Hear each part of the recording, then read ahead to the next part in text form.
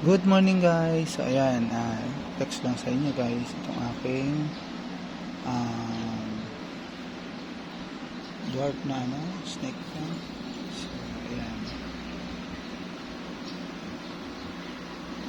Marami po ito guys. Binili ko ito sa Nueva Vizcaya. So ayan, pwede nyo po ito i-check sa aking Lazada. Ayan, isi-send ko po yung link sa baba. Ayan. Maganda ito siya guys. So anong tawag dito sa kanya ay dwarf snake plant hanay o hane.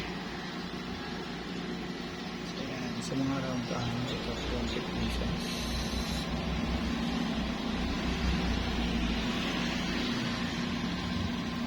So yan.